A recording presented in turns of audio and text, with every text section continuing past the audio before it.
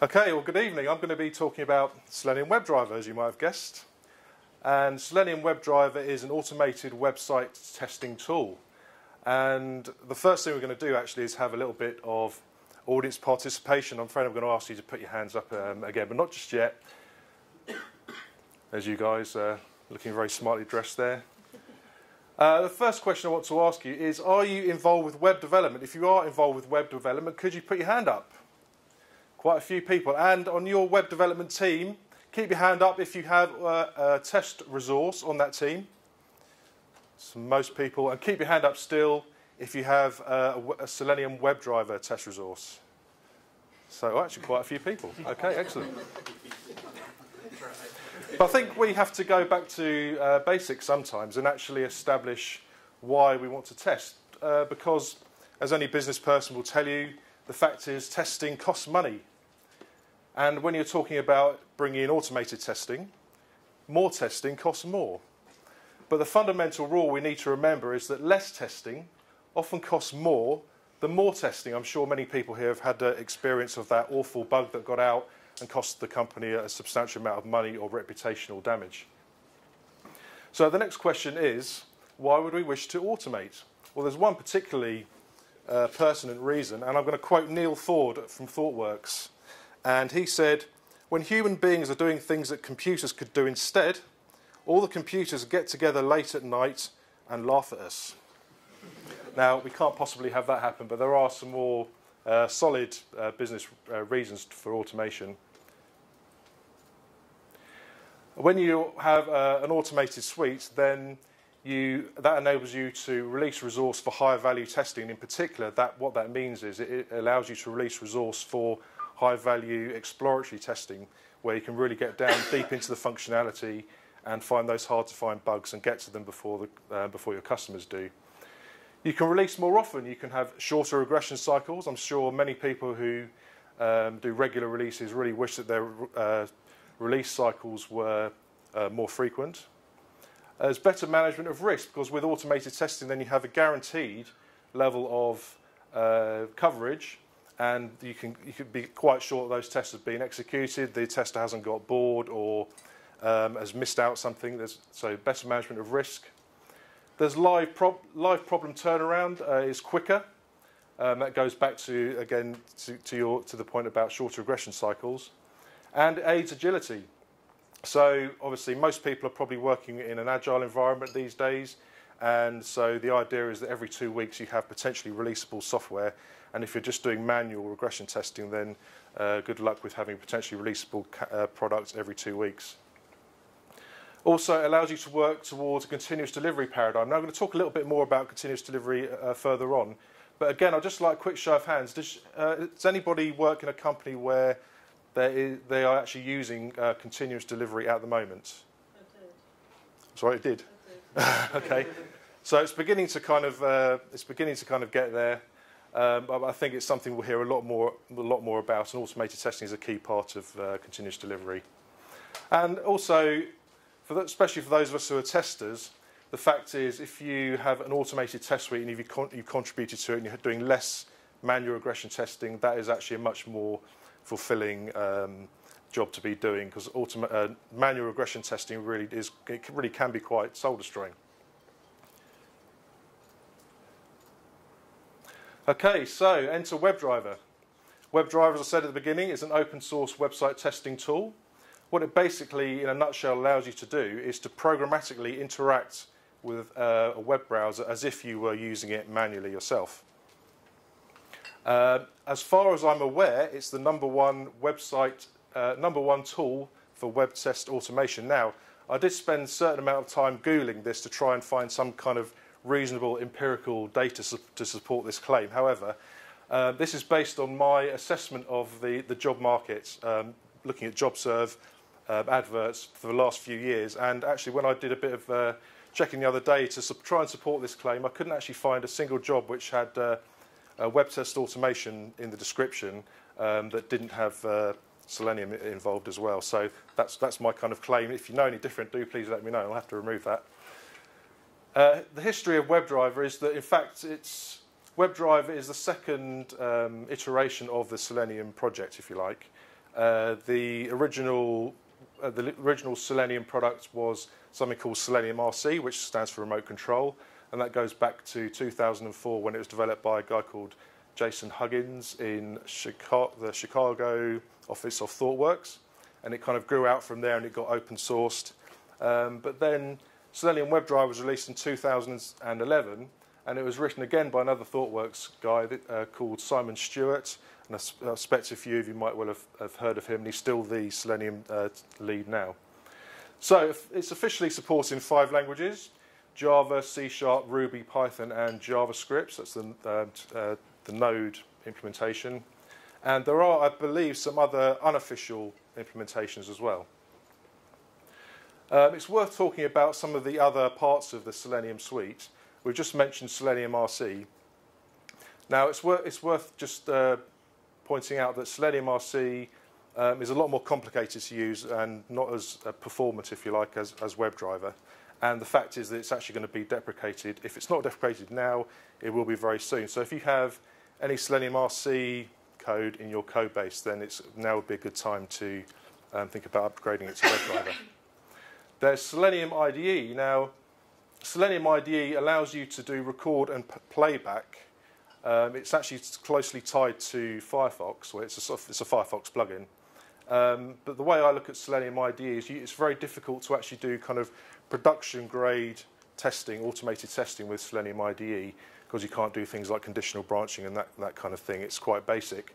But what it is very, very useful for is if you're learning Selenium WebDriver, what it allows you to do is it allows you to record your test and then export to Java or C# or whatever, and you can see exactly how to go about carrying out that particular testing code, which is very useful.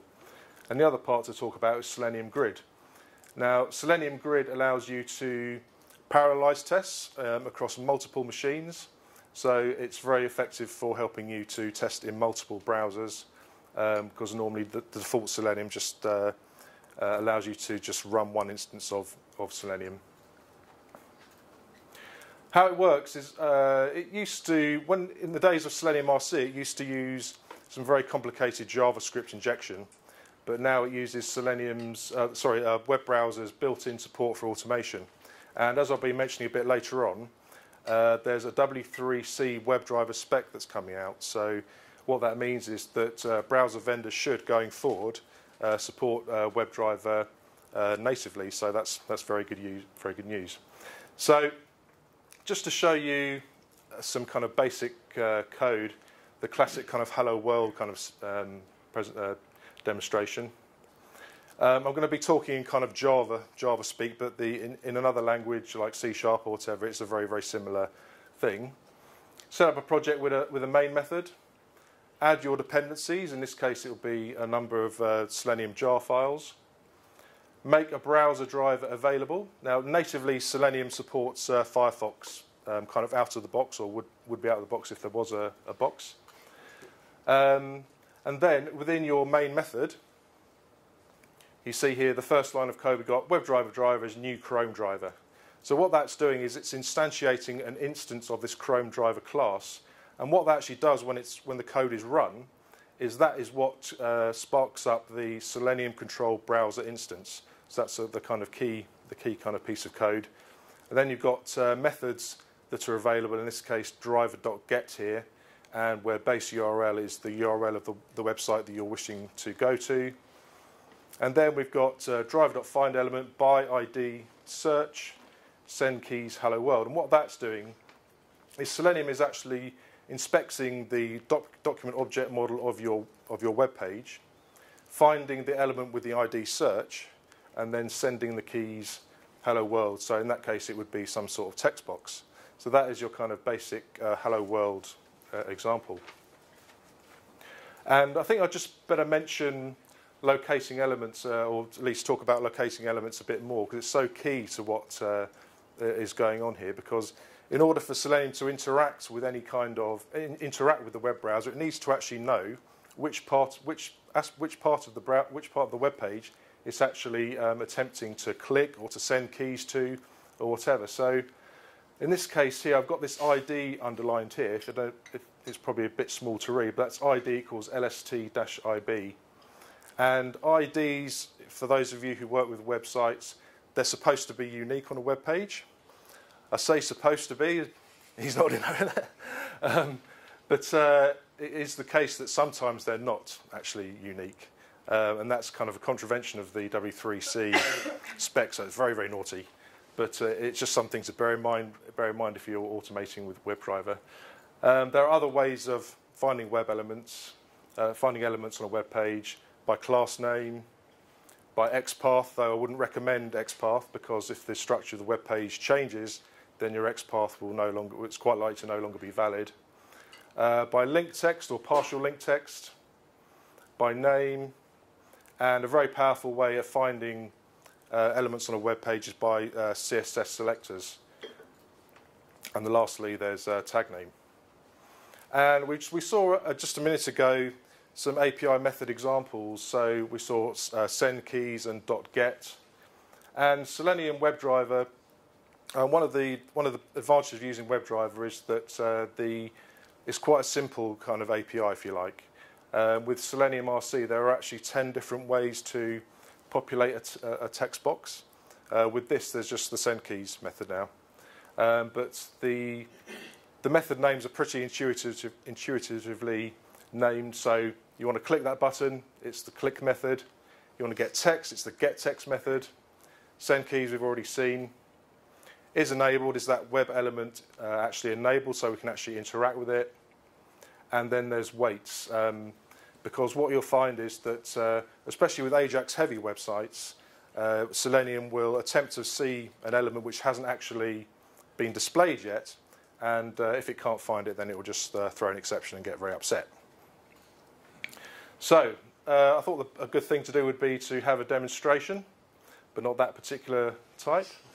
But first, I was just going to give you a quick explanation of some of the technology or some of the underlying libraries that are involved here. So I'm about to bring up an instance of the Eclipse IDE, and the test runner I'm going to be using is JUnit. So many Java devs will be familiar with that to drive their unit testing, and the Cucumber libraries are also referenced, and we'll be driving the tests using Gherkin syntax. How many people are familiar with BDD, by the way? So quite a few. It's really got, it's really kind of got very popular, and there's an awful lot of uptake of BDD now. And this test I'm going to show you is actually driven using given when then format code, but it's not. You shouldn't actually use my given when then statements as any kind of decent reference for what BDD should look like, because there's more than one when and more than one there's more than one when and more than one then.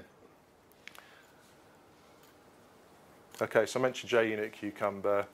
So what actually happens is there's your natural language Gherkin, your given when thens, and Cucumber interprets those English language statements and then basically goes off and runs the code in a step definition.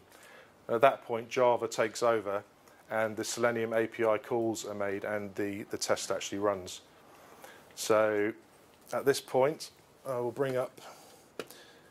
I'll just show you the website that I'm actually going to be demonstrating.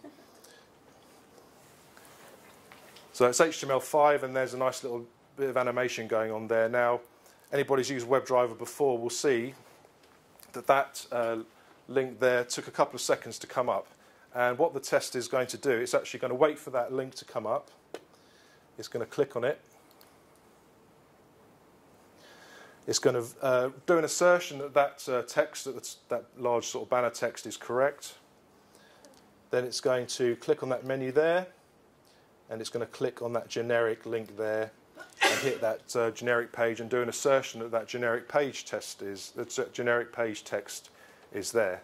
So kind of a fairly sort of basic test, but it does actually show you kind of some core functionality of WebDriver in terms of clicking links, doing assertions, and actually waiting for elements to come up. So if we're lucky, I'll just close that down. So there you can see the at the bottom here, that's the given when then format text that's actually going to be driving the test.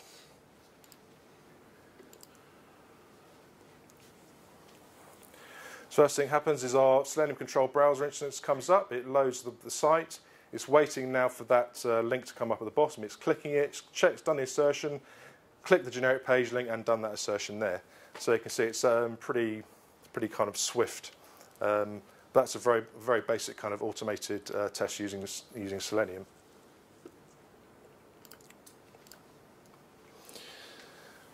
But something that you really need to consider if you're looking to use automated testing with Selenium is just how much of it do you actually want to do. Now, that's pinched off Martin Fowler's website. That's the test pyramid. And what that's saying is basically that you want to do lots of service tests, lots of unit tests, not quite so many service layer or API layer tests, and then the minimum number of UI tests. And there's a pretty good reason for that, and that is that, I think it's on the next slide actually, where I'll talk about some of the disadvantages of UI testing. Oh, there you go. Well, sorry, got out of sequence slightly.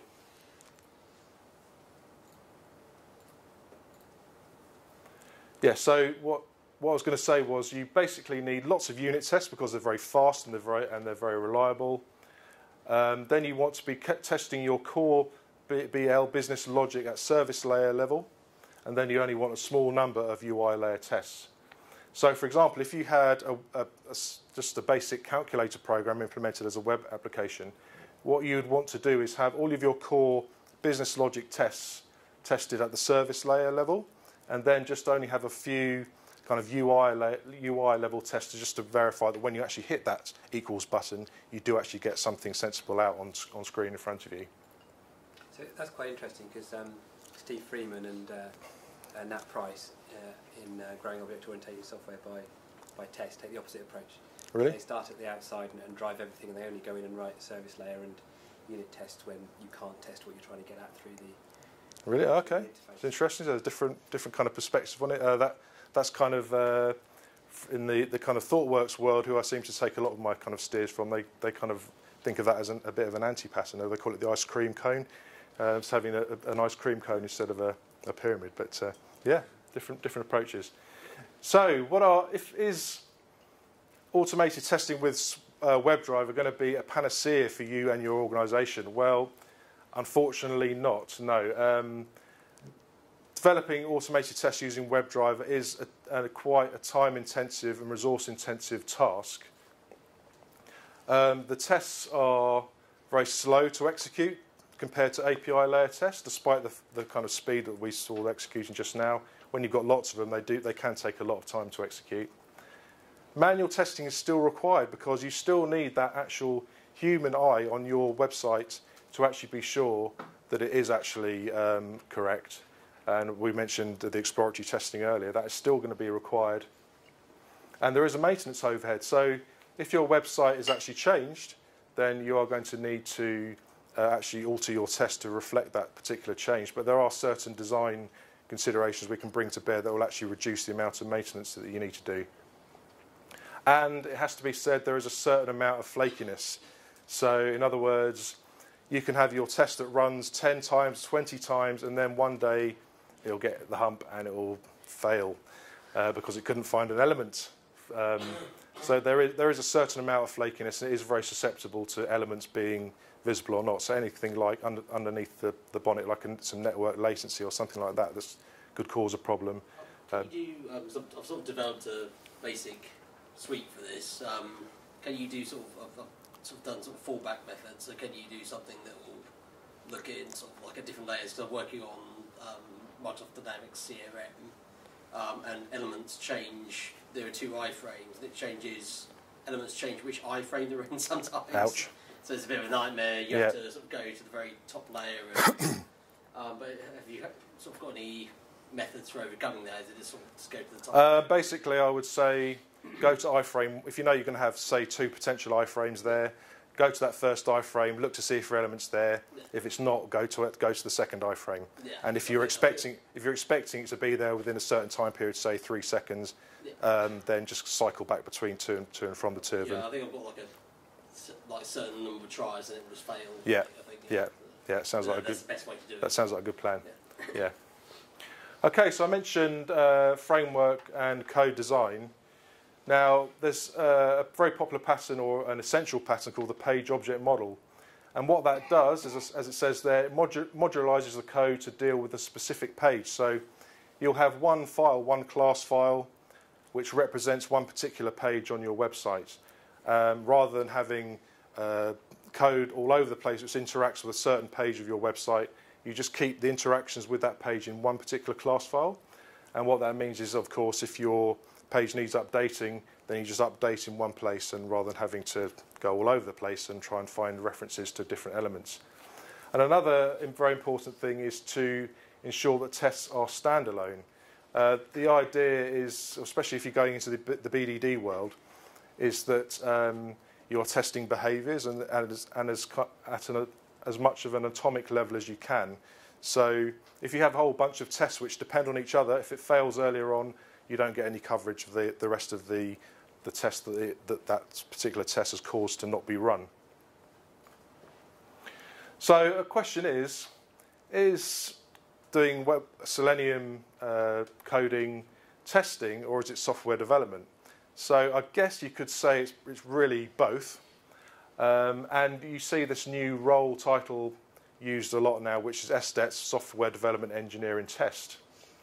Now, my personal opinion, I've come from a manual testing background and then went into automated testing, and I've worked with people who are SDETs who were developers and then have gone into coding up frameworks and so on, and gone in that way. I think you need a good balance between the two types of people, because then you get that sort of cross-skilling going on, and that's quite a very constructive kind of dynamic. But I think ultimately it is still testing, because if you have a bunch of automated tests that don't test very much and don't manage the risk properly, then you haven't really got any value out of your automated tests. So you really still need that testing kind of mindset. And I mentioned continuous delivery, and it looks like you've got a longer talk on continuous delivery coming up soon, which sounds great. Continuous delivery is a kind of succinct definition here from Jez Humble. Continuous delivery is a set of principles and practices to reduce the cost, time and risk of delivering incremental changes to users. This kind of rolls off the tongue quite nicely. Jez Humble, he actually literally wrote the book Continuous Delivery, so he's quite an authority on this particular subject. But to kind of flesh it out a bit, as we mentioned earlier on in the talk, with a continuous delivery pipeline, you can realise value quicker. So perhaps I should actually give a kind of more elemental kind of description of continuous delivery. It's basically the case where normally you would have a whole load of manual processes in your release chain, from manually testing the software through to manually deploying it onto a website. Continuous delivery is basically automating the heck out of that whole process using obviously automation like Webdriver, but also things like Chef and Puppet and all that kind of thing. So it allows you to realise value quicker. There's a kind of classic test for your value chain, which is how long would it take you normally to release some code that had just one code line changed in it. And if what this aims to do is make that kind of time frame much sooner, because any code that is just sitting on a developer's machine, it's not actually giving the value to the company that you're actually looking for. And it also is apparently considerably more efficient. And there's a celebrated early case of continuous delivery with the HP firmware division. I think it's the firmware for all their printers. It used to be highly chaotic and very inefficient, but they think that it's come up with about a 40% increase in efficiency compared to where they were. And also, as we mentioned before, with regard to risk, then if you've got a guaranteed level of testing being applied to your code, then that does help manage risk significantly. So what about the future of Selenium? Well, there's another non-scientific piece of data there from, I think that's Indeed.com, which is measuring the number of times Webdriver is mentioned or the number of job adverts that mention Webdriver. And as you can see, it's kind of been trending up significantly, and continues to kind of increase. So, as I mentioned before, it does seem to have become the de facto web testing tool, automated website testing tool. Now, Selenium 3 is going to be delivered sometime soon, but they've been saying that for the last couple of years. So when it's going to come, I don't know. And there's not much information as to what it's going to be in Selenium 3. I think there's going to be some more integration with automated app testing, but we'll have to wait and see on that one. Also, as I mentioned, if you have Selenium remote control tests, then now would be a good time to migrate them over to Webdriver, as Selenium remote control has been deprecated. There won't be any more new development of it. And also, as I mentioned before, Webdriver will be a W3 standard, so that means that all future iterations or versions of browsers should support Webdriver natively.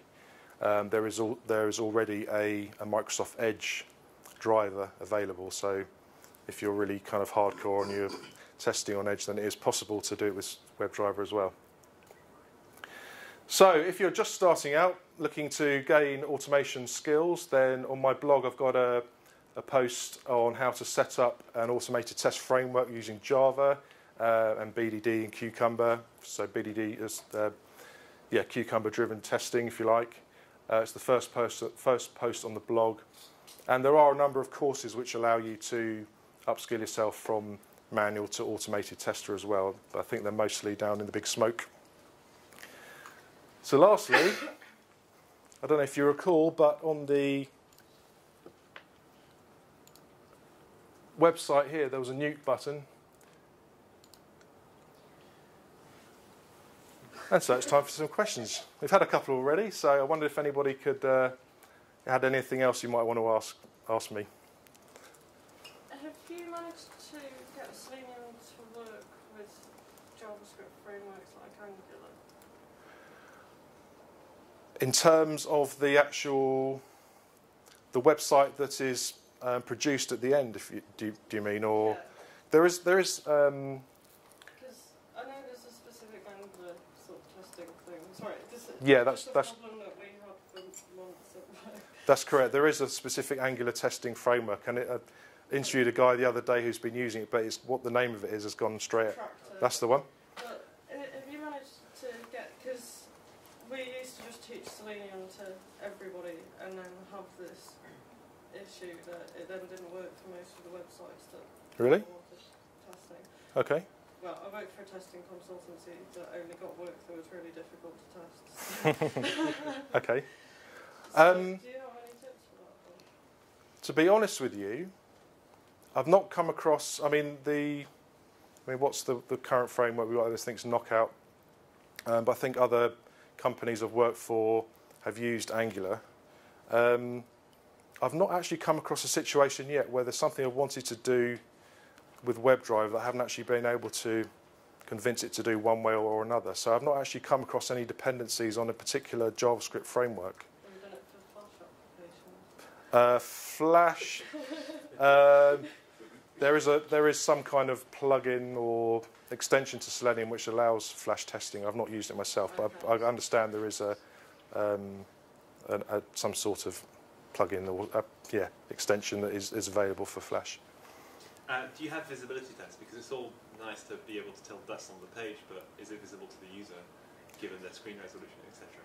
Do you have any kind of tests in the API that check that this isn't like hidden behind a weird? Yeah, basically, Selenium will get the hump if your element is not visible, and there's a method called .isVisible, and basically if you try to interact with a certain element, say a button or something is hidden, you try to interact with it or click it, then Selenium will actually throw an exception.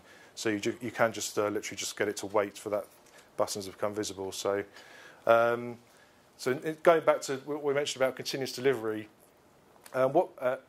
some companies, they have actually continuous deployment. So they check in the code and that actually ends up getting deployed to live. That's kind of hardcore stuff. The Amazons of this world do that. So they do multiple, releases a minute or whatever it is. But what Selenium won't tell you, it will tell you that the button is there and visible, but it won't tell you whether it's in the right place that you expected it to be. And that's a different kind of different level altogether of how you would actually test that automatically. I wouldn't actually know how you would do that. Okay. Anyone else got any queries? Is there an easy way to override the style sheets when using this? So I'm thinking here particularly of separating out, so like its visible markers, you know, ignoring that someone may be wrecking the CSS files and you know, causing elements to move around or disappear. Check the page is structured correctly for the style. I wouldn't know myself how you would do that. Basically, you give, for the testing I've been doing the last couple of years, you give it a URL, and then it kind of interacts with whatever has come back related to that URL. I should imagine the way the Amazons of this world do things, there is some sort of programmatic interaction with style sheets and actually checking at that kind of level that your element is where you expect it to be, but I've not done any of that myself. Yeah. Hi. When you're chaining a whole load of tests together, say you've got that first test and then you had a second test, do you open up a new browser instance each time, or in order to make it atomic, or are you sort of combining them in order to see the effects of that? No, generally you can reuse browser instances, or you can instantiate a new browser each time. It depends how you set your framework up. But what you do is you go back to your kind of original. You change the URL that you're on. You go back to your original homepage or whatever it would be. So generally, you can do it because obviously each time you close down and bring back up a browser, that's another sort of bit of time that kind of contributes to the overall running time for your tests. So you would tend to try to reuse browser instances, but there's no kind of contamination, if you like, of data or anything that happens in that situation. I was doing for like a catwalks over keyboard test yesterday, and I was getting to about 400 sort of runs through the test, and then the browser would fall over. All right. Which I mean is revealing something about my code, probably. Browser. So I just wondered whether you tended to put them together just as, how you... Yeah, so in reusing browser instances, I've not come across any kind of issues so far with reusing that browser instance again. Yeah.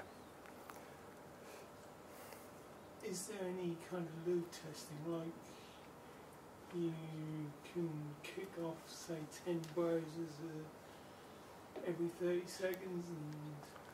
Load testing. I mean, it's really a kind of functional test tool. If you're going to be doing load testing, then I guess you'd be probably using a different tool, like JMeter or something. Yeah, so I mean, it's really kind of specialised in the kind of field of UI testing, WebDriver. Yeah. Right. You mentioned one thing which is ubiquitous with testing is keeping each test very, compartmentalised from every other test. The software that we write is actually incredibly state-driven, and it would be very hard to write individual tests for each and every different state, and it'd represent more time than just manually testing it. Do you find there's anything that can be done with it to sort of recognise different states or to pre-prepare environments so that you can say, given this test, I can start in this state, or does it always have to be a fresh DOM every time? I think it really depends on it would depend on your application. For example, where I am at the moment, then we have some code that basically prepares the data for us, and then we hit the we have this is a work for EasyJet at the moment. We have a booking reference which has come back from the database, which has certain criteria. So rather than actually having an automated test to go through and make the booking, we go and find a booking with that criteria, and then we do some actions on it to check that certain parts of the flow work still once you've actually checked in. But I think in some cases, like where I was before EasyJet, then it was software very similar to yours. and there was the only way to get to that state was to actually go through in a sequence to get to that particular point to run your test. That does present challenges, and the BDD community would have kittens with all your extra give and when, then all the whens and thens and ands and you'd have in your gherkin. But I think sometimes that's the only way. And if you get the business value out of it that you're looking for, then if you break the rules with regard to having, non-compliant gherkin, then personally I don't mind. But other people kind of have kittens about it. But it's all for me. It's all about the business value. And if you have to go through a certain sequence. You have to go through a certain sequence, and there's no other way to do it. Yeah. Sorry, come to you in a sec. Yeah. Okay. No problem. Yeah, I'll be very quick. With terms of sort of changes being made to your website, or whatever, we're thinking about introducing a system where developers update the testing script essentially as they check their code in. They have to run that particular test of anything they've worked on. Is that something is that sort of best practice, or is that a bit? I don't know. Well, I mean, I've read a thing where basically it's like an XML script. Okay. So you can add, like, I don't know, if they've added an extra field, you have to add steps in to test that field, and because otherwise, obviously, you wouldn't be testing that field. It would be sort of a missing part of the. Yeah, I mean, if your website changes, say you're going through a flow of actions, and you have one box you have to fill in details, and there's a new box you have to fill in some extra details. Your test will be configured initially, obviously, to not have any concepts of that new element or that new dialog box or whatever it might be. Yeah. So you'd have to actually code that in.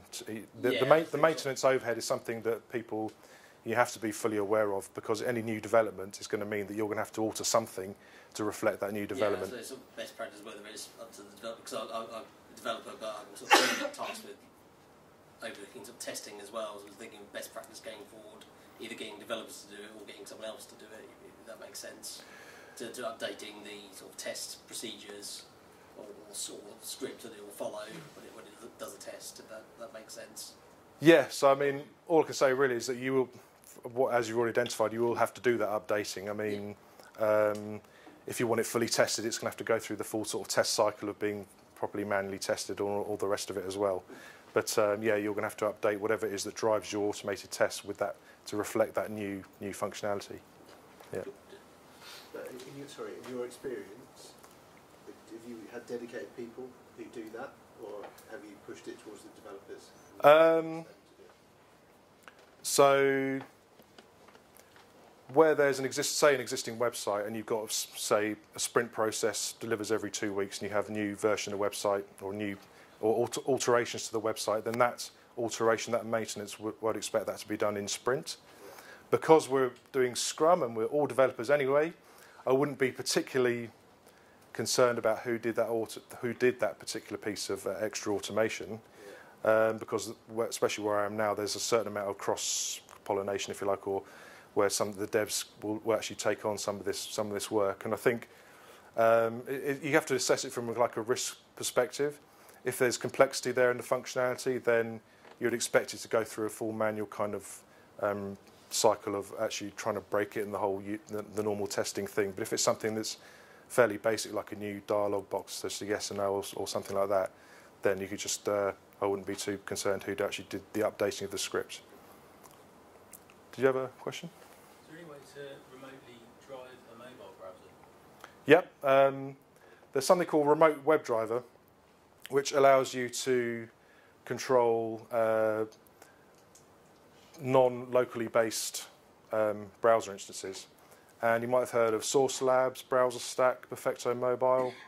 So they are people who are cloud. Basically, they host an awful lot of configurations of OS and browser combinations. So you could actually be running a WebDriver test on, say, Chrome on an Android device, on an actual real device, remotely hosted somewhere else. So yeah, that is possible. Yeah. So the only option is to use one of those services. You can't sort of do that locally. I think there are emulators, but I think they're poor quality. I can't claim to have actually worked with the remote WebDriver yet personally, but yes, I couldn't claim to be an expert on that. But these kind of cloud-based services do exist, and Perfecto Mobile has UK-based data center, so the kind of latency that is normally a problem with, say, Source Labs, was there in the States, doesn't affect us so much here. So it's almost as good as a local-based browser. You've got 3 3 minutes. minutes. I don't know if I missed it, but did you show us the source code for the test you ran? I can certainly show you now if you wish. So the test that I ran earlier was this one here. So that's our gherkin, and if you remember the actual flow of what happens is JUnit kicks off the test, and Cucumber libraries are there as dependencies, and JUnit knows to basically hand over control to the Cucumber libraries, if you like, and to get them to parse these lines of natural English. And what it does is it matches up these lines of English with a step definition. So what I'll do is now is I'll go to the step definition for this line here. So that's the step definition. So Cucumber's found that step definition, and then it basically fires that whatever Java code is within the step definition. So in that case, it's going off to click a method called click on learn more link, and then the actual Selenium code.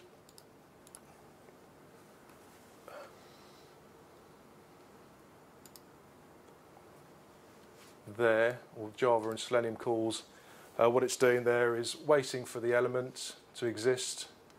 That's that learn more link that kind of gradually floated up the screen, and you can't interact with it until it actually it considers it to be visible, and then that code there finds it by ID and clicks on it.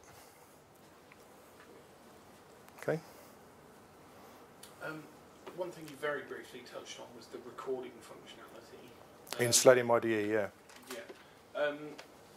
Will that just generate the actual Selenium test code, or is there any way we can use that to generate the gherkin as well? No, it won't. It won't generate any kind of natural language. It's not that clever, unfortunately. But it will give you working Selenium, working Java, or whatever it is, with Selenium calls. And like I said, it's kind of like it can assist you to learn your way around the API, because you might think, well, how on earth do I do that particular action? I'll get Selenium Ide to tell me what it thinks the best way is. So it's very useful from a kind of training point of view. Okay. Should we leave it there? Thank you very much. Yeah, no problem.